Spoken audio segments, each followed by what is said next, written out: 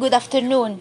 And I would like to thank Dr. Abla and the Center for the efforts exerted during these 24 or 48 hours to collect all of this information. And in fact, I don't have a lot of additions regarding the analysis of Dr. Abla, except one question. Maybe we can discuss it later. We are realizing 90% of the potential. I don't think this is true. Regarding the ready-made garments, according to the calculation of the ICT, no, it's not true. Whoever who made this result, because if we are realizing 99%, we don't need to work. There is no incentive to push or do any further thing. But in all cases, I would like to return a step back. Because what's happening now in the United States is a kind of noise which results in non-stability all over the world.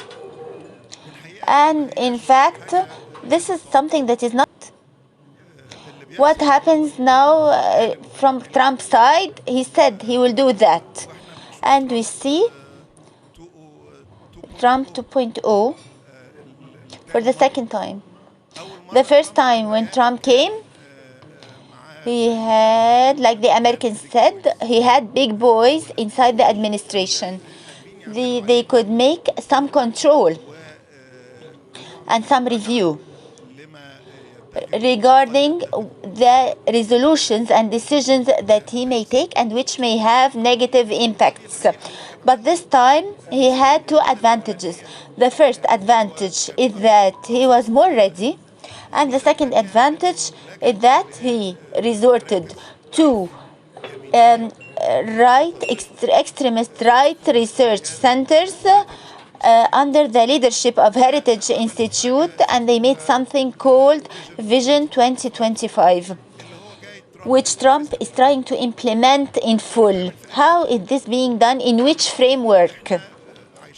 We are living in a world that has been drawn 70 years ago in general, but the trade aspect has, and its design has ended in 1995.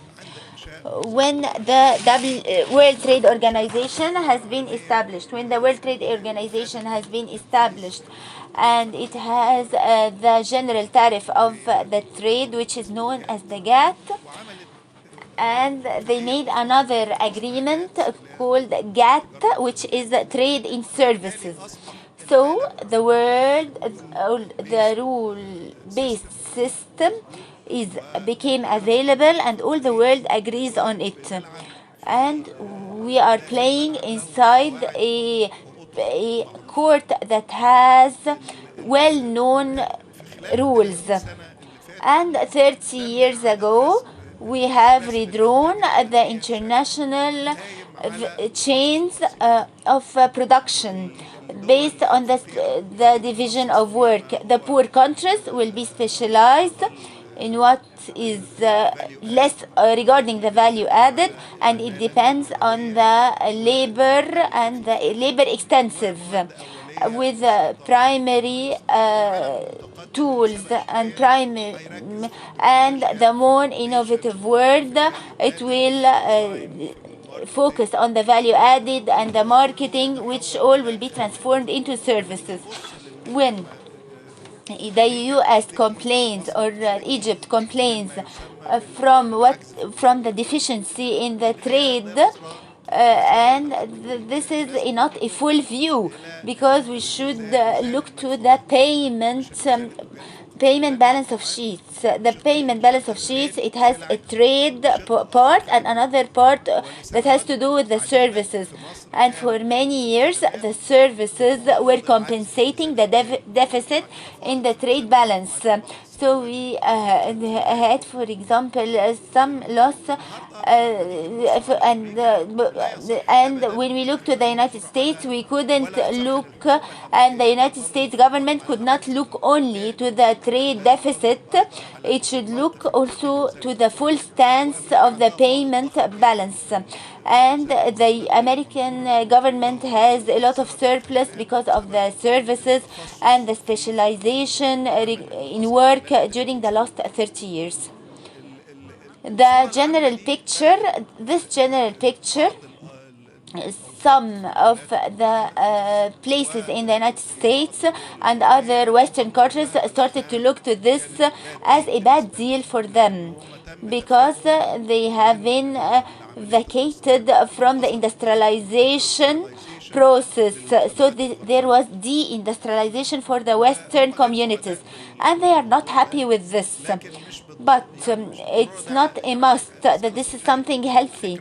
The idea is to make the people work in high value added. So the West countries started to think that China had benefited more and the Asian countries had benefited more. And they thought that China, after it becomes wealthy and the people have good incomes, they will be nice and liberal and Democrats and so on. But this did not happen. The playbook of China today has more attractiveness from the playbook of the West.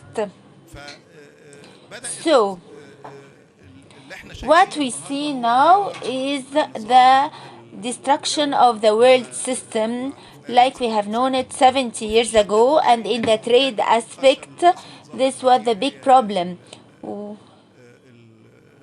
which what was done by Trump on the liberalization day and the declaration of all of these procedures that are making a lot of disruption in the world market. In fact, here I would like to get far from looking superficially. We will see Trump and the problems, but what is impacting the economy in the world is not only what's on top, but what appears on top may be a noise that may become calmer after that. But below the surface, what will continue? And this started in 2008, the world economic crisis, and what followed it of the corona, the COVID-19, and the geopolitical tension. All of this has alerted the world that the supply chain, or the international supply chain like we know it, are not effective much, and it includes risks. The risks are the length of these chains. For 3 decades, for 30 years, there was offshoring. This trend has been transferred now into the nearshoring or friendly shoring. And some people may say reshoring, returning other industries to the advanced economies. This trend is what will go on. It has been there for many years, and as a business community, we have proposed this to the current government and the previous government, and we asked to be ready for this, because after the long explanation of Dr. Abla today and all what we say, then what? What will we do? Where will we go after that? We have the opportunities that come and go and leave us, and we are staying still. The opportunities of restructuring the production chains, we have it for 5 years, and we are saying, please be ready for the demand for the exporting, and be ready for the demand for investment. And before Trump took office, and during the term of Biden, all the world was directing towards importing from Egypt and investment in Egypt, but we are still suffering. from the lack of reform in all the systems, like the customs, taxes, education, health.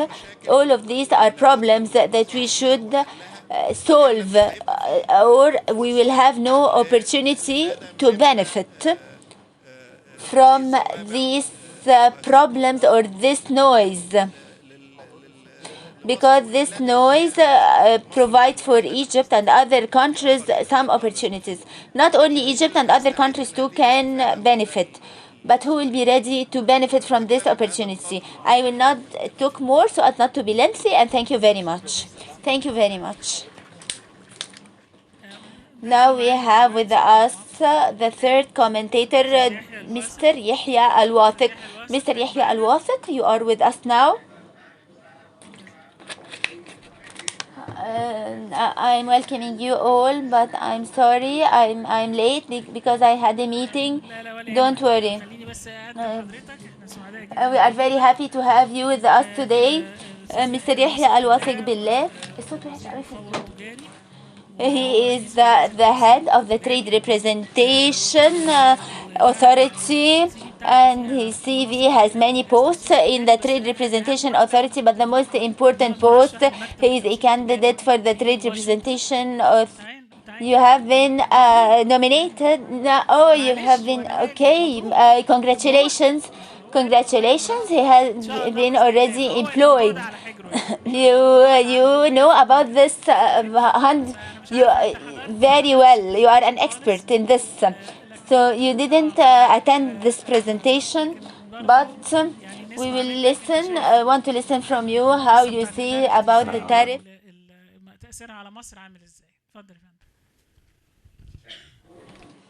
Now we are talking about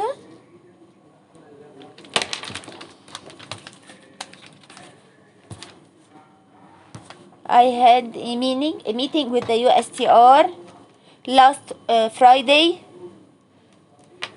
about the implementation of the tariffs and its impact as to the Egyptian exports that are not included.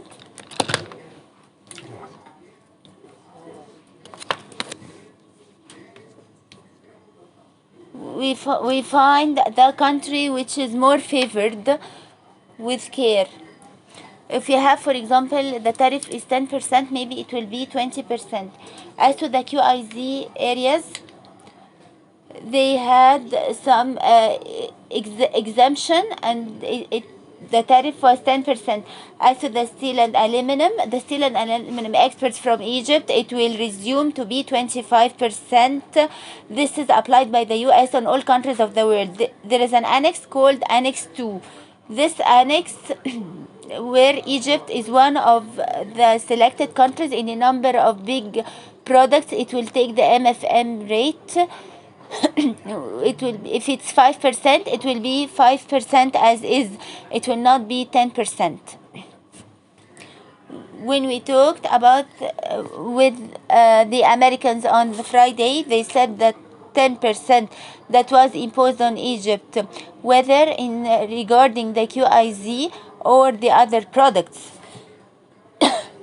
for the MFM, most favored nation, maybe it can be removed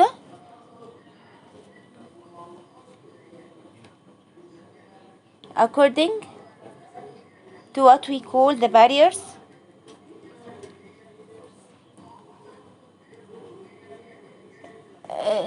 And they found that this is found in Egypt in some sectors, whether the service sector or the air cargo and the agriculture, which is prevention, the importing of potato seeds and poultry. So there are many obstacles, non-tariff obstacles, which are not non-tariffs, like we found in the air cargo and the company's ownership and import of some products and al-halal certificate and many other products, and it's a big list, and things that has to do with the communication information technology, and as to the permission of data transfer from the data centers here to abroad. All of these are obstacles seen by the US or the American side, and they have imposed the 10%, and this is the less and the most limited rate that it could implement, because they found that the report of the SDR says that there are obstacles, non-tariff obstacles posed by Egypt in some sectors, and so when this was known by the US administration, they have imposed the 10%. There is a very important point here. They said if these obstacles, some of it were removed, the White House will think about removing the 10% that is imposed on Egypt once again. The other point, there is Annex 2. This Annex number 2, where many countries are competing to Egypt, like Bangladesh, Myanmar, Vietnam, and so on, in the field of ready-made garments or textiles and all of these sectors. These countries will take the MFM rate in addition to the additional percentage imposed on it. So some countries will reach more than 50%, China more than 50%, Vietnam, Cambodia 49%, for example, even Indonesia 32%, Bangladesh, which is competing for our country, and it's also producing for the clothes and textiles. So we have a historical opportunity in two frameworks. We have a very good opportunity regarding the increase of Egyptian exports to the United States. In this textiles sector, and also this will be done by the qualified industrial zones, because we have competitors that reach about 40% and 50%. It is permitted for me to broaden these zones. Geographically, this is not possible at the time being, but they can see that we can increase not only the amounts produced, but the types of products produced in these zones, because these zones don't work only on the ready-made garments, but they can work on anything that can be produced in these in qualified industrial zones, and they can be exported to the US, whether electronics or leather goods or textiles. Anything that can be produced there can be exported to the United States, with the condition to have the component stipulated, which is 10.5% of the Israeli side. In addition to increasing my export to the United States, after increasing the amounts that I will produce inside these zones, inside and outside these zones, because outside these zones there are many products that have 5 and 7%. Even if they added that additional 10%, it will make 15 and 16%, and still we are still competitors, whether inside the QIZ or outside of the QIZ. What will this require? This will require that the country helps the private sector, and the country should intervene now to help the private sector to increase the amount of its production, to make an increase in the export value to the US market. In addition to that, it's very, very, very, very important to look to the current procedures in the different investment aspects that could qualify the producers in the different products that could enter the US market and increase the exports. If there is burdens or For example, the producers of the ready-made garments and the textiles and the footwear, they can move in this framework quickly because this opportunity will not last for a long of time. And Vietnam started some negotiations with the US, and China rejects to negotiate. And tomorrow at 12 p.m., if China did not remove the 34% that it has imposed on the US, Trump will increase the tariffs on China with a percentage of 50%, so it will be impossible for China to export to the US market. And so the US administration is currently saying that the disruptions in the financial markets in Egypt, we have 7.5 trillion of losses today, have increased in addition to the demonstrations in many US states and the pressures of many US companies. This made the US administration thinking seriously to study delaying all the tariffs it has imposed on all the countries for 90 days, except China, which means even the 10% imposed on Egypt, along with other countries, all of this may be postponed by the American president for 90 days. So this is like a grace period for the countries to submit to. This is a good opportunity for the countries. Each country, including the European Union, are thinking initially about negotiating, except China, because it takes a political form. And most of the countries of the world are thinking to negotiate with the American side. And if the American side did not accept this, or if they did not reach a good level of negotiations, the EU will impose tariffs before the US side, whether 20% more or less. All of this, we are talking only about the exports. Now we have many countries which did not negotiate, and these are competing to Egypt. Are these countries which have 40 and 50% imposed with the MFN rate? Can it export to the US market? In some products, yes, but in other products, it will be less competitive.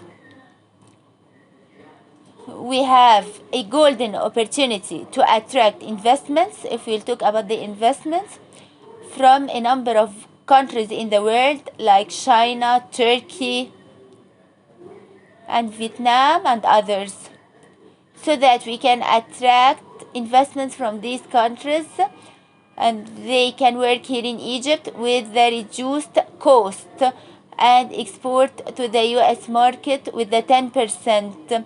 And it takes an origin of Egypt.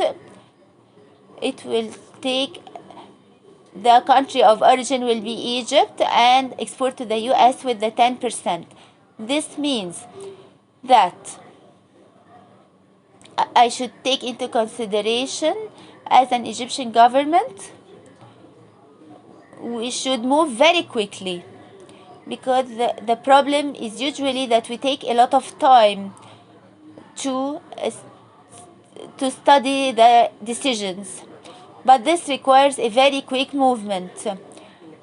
If we should not only substitute the products that couldn't enter the US market and see the products of the competing countries, but we can make substituting also for the US products that enter the EU market and other markets, because tariffs will be imposed on it. I'm not talking about the American products in general, but the American products with which I have a competitive advantage and where the industry is qualified to produce it.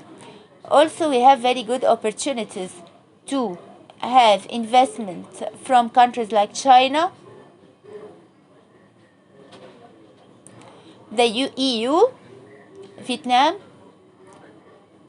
because these people have tariffs, very high tariffs imposed on it. And I think China may reach a good negotiation point with the US, and so we have a good opportunity. And Mr. Mohamed Kassem said this, and there are Chinese delegations that have booked appointments with us since the beginning of April and May because they want to invest in Egypt. What we are doing now is that we are studying the quick procedures that we could take so that the Chinese side and the Turkish side would increase their investments in Egypt, and of course the European Union companies. If we said that Turkey takes the same advantage of our advantage, which is 10%, but the situation in Turkey are not good. Turkey has an inflation rate with about 65% to 70% of inflation, and interest rates in the banks between 45 to 50%, and a very big increase in the income of the laborers that may reach $1,000 for the blue collars in comparison to about $200 in Egypt. We have very big advantages and a very good opportunity. We should use these opportunities from the Egyptian government and the Egyptian private sector so that during the coming 2 or 3 years we would have quick moves and additional investments of 10 and 15 billion dollars additional, and in comparison to the current situation where we have about $10 billion of investments. So I see that everything that has been imposed on other countries and on our country, despite the fact that there is 10% imposed on the West, we still have a big competitive advantage in the US market and the EU market and other markets that are substituting the American products, and also opportunity for investments from countries which couldn't penetrate the American market, especially that the American consumer now, if he used to accept to buy a cheap product from China, and now the American consumer, after the increase in the tariffs, no, they will not accept to buy the Chinese products, and the Chinese and Vietnamese know this. I'm not talking only about the ready-made garments. Also the electronics, they started on the shelves to increase the prices from 20% and 30%. These inflation rates are not something known to the American consumer. When the inflation rate reaches 6%, 7%, or 8%, this was a catastrophe in the American market. But now we are talking about inflation rates that the American consumer is not used to at all. Thank you very much, Mr. Yahya. I would have liked that you see the presentation. I will send you the presentation. I'll send it to you, and thank you very much, Mr. Yahya. I'll say 2 points. I need to say these 2 points. If you said if we have chosen the opportunity in a good way, but the comparison with Turkey is not a correct comparison, because the exports of Turkey are 280 billions. So they have a very big industrial base, even if they have a problem in the interest rate and in the policies. So comparing with them, this is not a good comparison. They have different policies from our policies. So there are many opportunities that we need to make use of. Thank you very much, Dr. Yahya. Please continue to be with us. Now I'll give the floor to Mr. Tarek Tawfik. I don't know what to say. In fact, what Trump is doing is something not clear. There is a system like Project 2025. So there is a mechanism, but what is his end game? This is not clear. Maybe the volatility worldwide, that there is no clarity. Is he transactional or protectionism, or inclusive or exclusive? So when it settles down, things will be clearer during the coming period, because up till now, I don't think this is clear. I'm looking to who is the biggest person who benefits from the post-World War II. 80% of the currency is the dollar. 60% of the international reserves are the dollars. 3% of the people since 1980 are controlling 25% of the GDP consistently since 1980. The American citizen currently does not accept to work in the least jobs. So like the things of producing the daily products, and they have the least inflation rate and full employment. So the face value and what's said by Trump is rhetorical. But what's the purpose of this? This is not clear. This is a point. Another point, when I look to the protectionism procedures all over the years, the American mindset includes a conservative part since the 19th century that looks to the tariff-based products. Maybe McKinney was in 1980 and 1992, and this was also repeated again in many other years. Consistently, there was a complete wave of reverse against the Republicans, and they lost in many elections consistently. Will this happen this time or not? We don't know. The detriment that happened regarding the protectionist procedures, there was no nothing except a kind of isolationism, but it didn't work. But what resulted from this are world wars. Once we have trade wars and tariff wars, what happens is that there is a fight on dividing the world and dividing the resources. For example, China had prevented the rare elements exportation to the US. This is a vital item to the high technology of the US. What will be the reaction of America? I fear that we will be having a geopolitics stage that will impact the global economy at large. The phenomenon which is very fearing is that there is a notion that might is right, that the power now that is being used, whether in Gaza, unprecedented power, and the world is mute. The power that is being used by Trump and so the reaction from the world is that is muted. What's taking place today in Ukraine? Will this be a trend during the coming period? And the geopolitics and its impact on Egypt.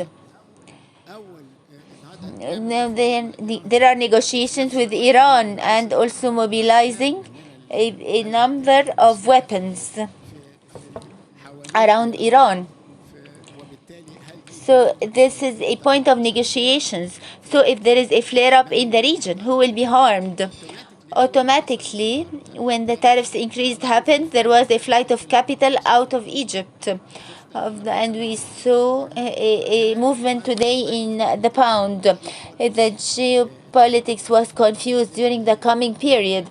What will be the impact on us? We are talking about opportunities and also the risks.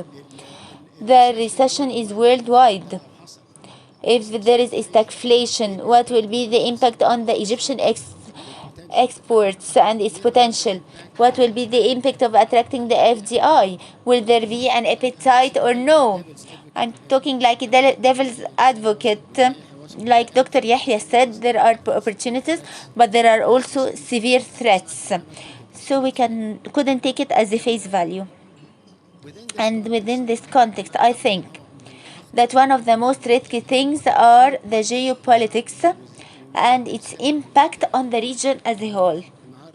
Now, the Suez Canal, we saw that the geopolitics has impacted it, and this impact is detrimental at large. Now, the current country is still depending on in managing its economy on the idea of transactional aspect. So until now, we don't have a strategic direction or even an industrial strategy or industrial policy. So what we will take from the reforms, and I will talk more about this. But at the end of the day, all of these are found in pieces, transactional, piece by piece. So there's no traction. So the approach is not like the reactionary. It's not strategic. And in this respect, what are the opportunities that we have? If there are real opportunities, what is the mobilization that I can do as a country? Now the country during the last 10 years, it has made mobilization for all the resources in the infrastructure, electricity and energy and so on. So I think now the first thing is to make mobilization to provide industrial zones and clusters. What I could commit is to the migrating industries, and it is available and it has utilities. We still have a bottleneck, although there is an appetite and the narrative of the government is good since the new government took term, and there are a lot of reforms, but and I think this is an advantage. There is still liquidity, which means that everything is available and everything. So there's no a certain mindset to stop the things. Maybe during the stage of President Mubarak, there was a reform ministry, but the whole mindset of the country was against any reform or privatization. But now all these obstacles have been broken, and I think everything could happen if there is a good argument. And the previous ministry, they made tax reforms. A minister made a law for tax reform, and this law was revolutionary. If it succeeded, or a part of it succeeded, this would be a game changer in Egypt. And also the allocation of lands mechanisms started to boom, because there is a minister who is convinced with the mechanisms of allocating the lands and licensing and the permits, and also the customs release. This also may increase more than 25%. We have talked about this as a business community since 6 or 7 years, and all of a sudden it's being adopted by a number of ministries, and it still has momentum. Of course, we still have a long way to go, but this liquidity is a good opportunity to make acceleration for the reform during the coming period, and also mobilization.